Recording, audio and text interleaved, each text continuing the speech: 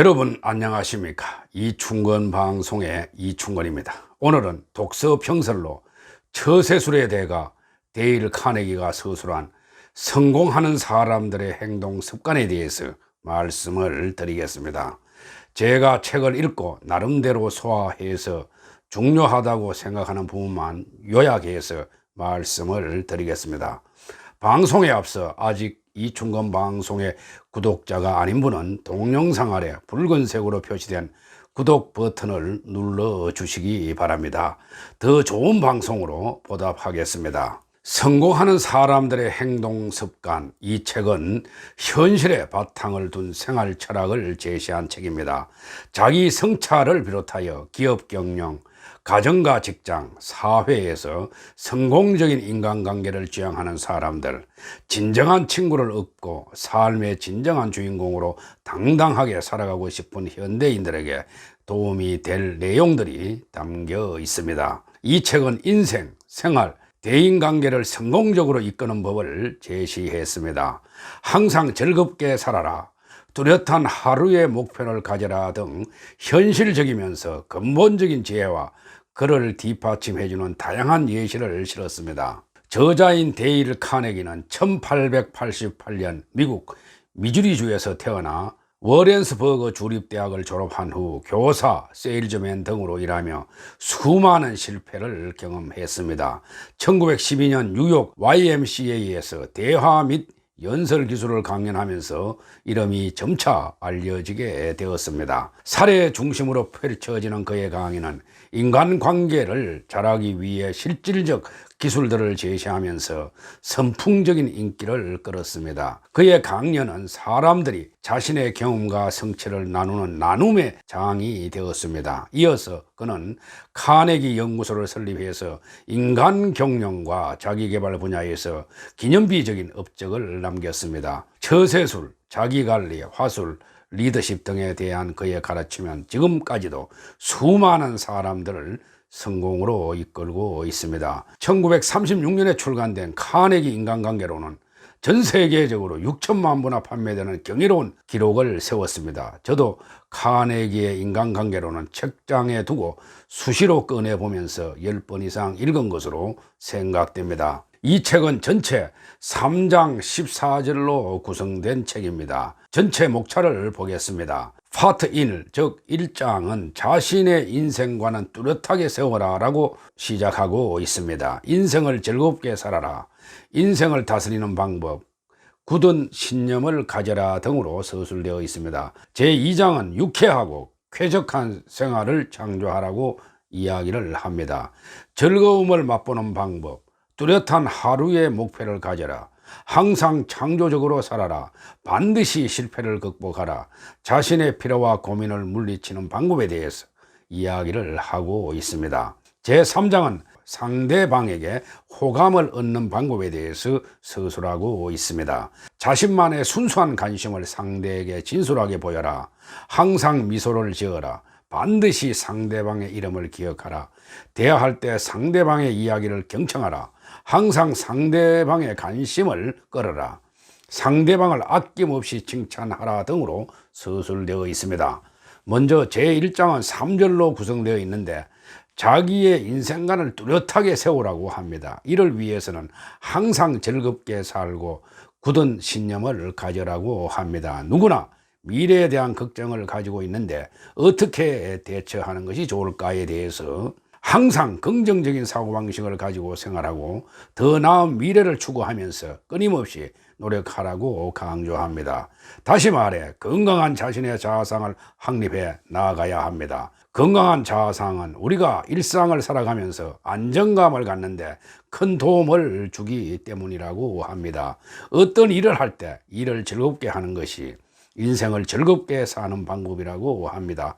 골프 선수들도 우승 후 소감을 들어보면은 골프를 즐긴다고 답하는 경우가 많습니다. 또 힘들고 하기 싫은 일일수록 자신 스스로 즐겁게 보내면 그 결과도 매우 좋다고 했습니다.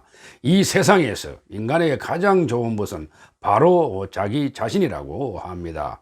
어떤 사람이 자기 자신을 훌륭한 인간이라고 생각한다면 반드시 만족을 얻겠지만 그렇게 생각하지 않으면 스스로 자기 자신을 쓸모없게 만들기 때문입니다. 인생이 많이 남았든 적게 남았든 간에 가장 중요한 것은 오늘이고 오늘을 충실히 살아야 한다고 강조합니다. 그렇게 노력하는 것만이 심적으로 안정된다고 강조합니다. 발명왕 토마스 에디슨은 집중력의 화신이었습니다. 그는 언제 어디서나 자신이 세운 목표에 몸과 마음을 철저하게 불살한 사람이었습니다. 우리는 에디슨을 백열전등의 발명가 정도로 생각하지만 이 외에도 축음기, 전기기구, 마이크로폰, 콘크리트 빌딩의 건설법, 금속판 제조법 등을 발명했고 영화와 전신장치, 전화에 대한 획기적인 기여를 했습니다.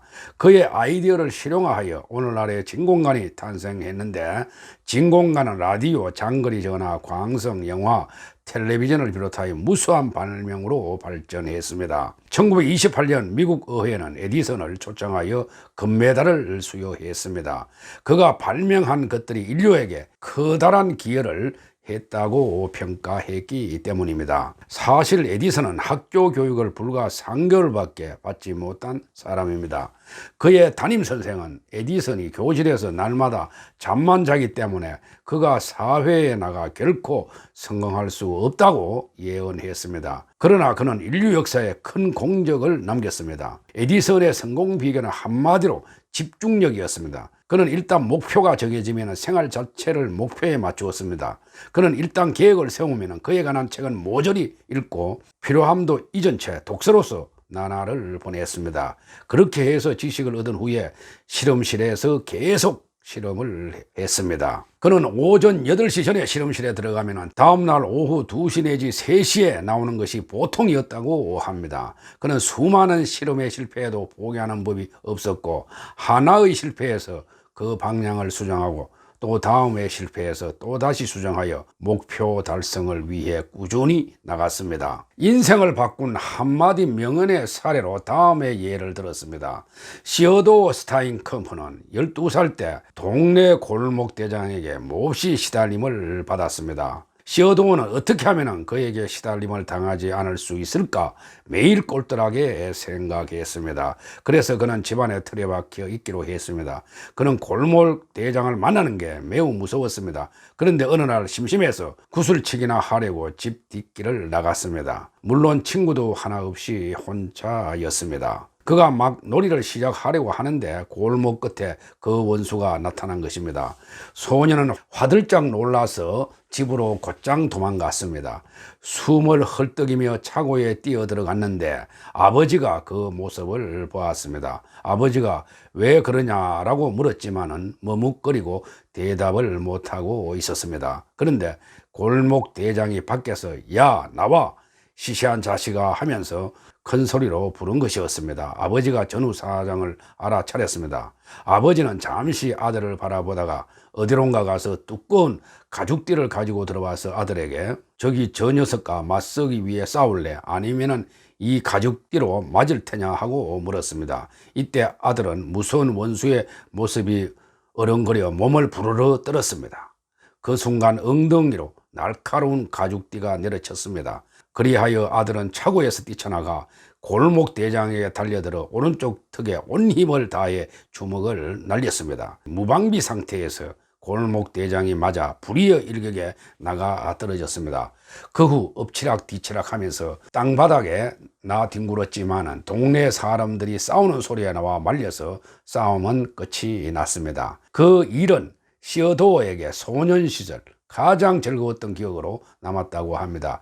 그때 결코 현실에서 도피하지 않고 남자답게 당당하게 맞서는 것을 배웠다고 합니다. 제2장에서는 유쾌하고 쾌적한 내 생활을 창조하라고 강조하고 있습니다. 그것을 위해 뚜렷한 하루의 목표를 가지고 항상 창조적으로 살아라라고 강조합니다. 그리고 실패를 극복하고 자신의 피로와 고민을 물리칠 방법을 알아라라고 이야기를 합니다. 당신이 어디에 있든지 간에 자신이 매우 행복하고 유쾌하게 생활하려는 마음이 가장 중요하다는 것입니다.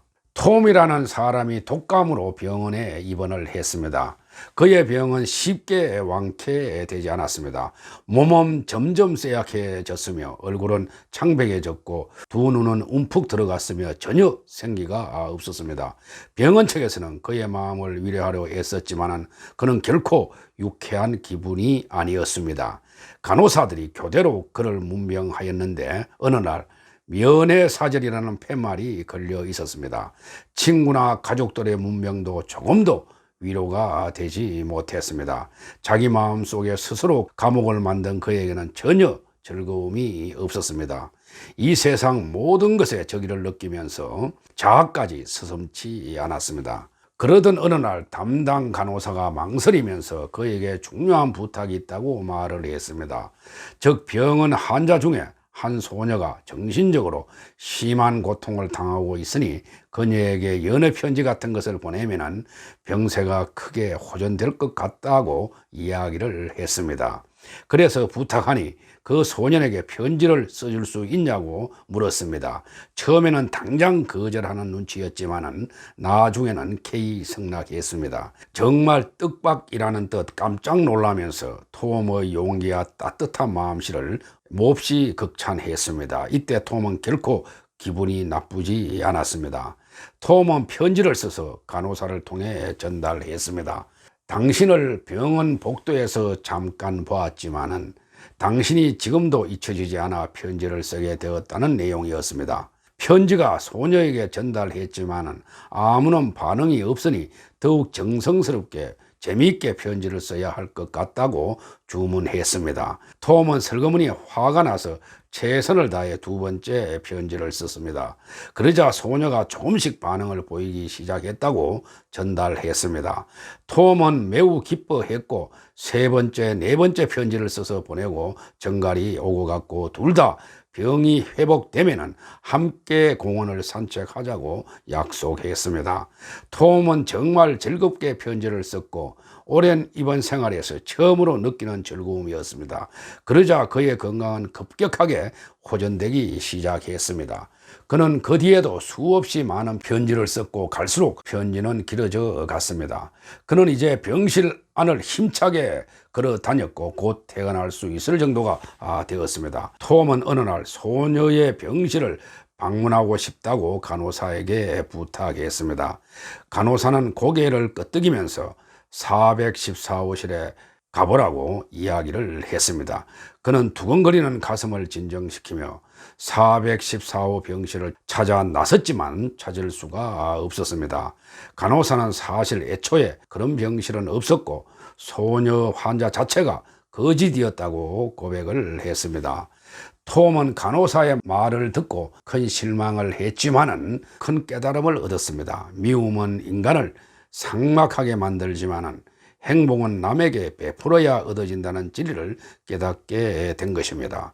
그는 유쾌한 사람으로 변했고 곧장 집으로 퇴원을 했습니다. 그리고 뚜렷한 목표를 갖기 위해 매일 자신의 뚜렷한 목표를 갖고 현실을 절대 도피하지 말자라고 강조합니다.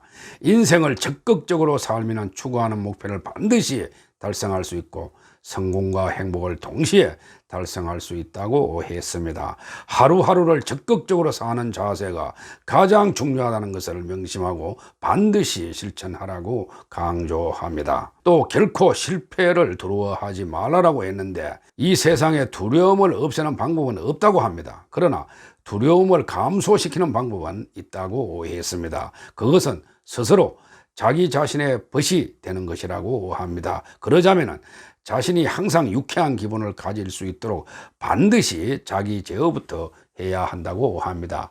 즉 자기 말로 너는 실패를 많이 해봤지. 그렇지만 그 실패를 극복하는 사람도 바로 너야 라고 속삭이면 된다고 했습니다. 모든 것을 완벽하게 처리하는 사람은 신이 아니고서는 어렵기 때문에 당신한테 완벽한 것을 기대하는 것은 아니고 다만 최선을 다하면 된다고 생각하라는 것입니다. 오늘은 내용이 많아 여기까지 말씀드리고 다음 시간에 나머지 제2부에 대해서 말씀을 드리겠습니다. 제 영상을 끝까지 들어주셔서 대단히 감사합니다.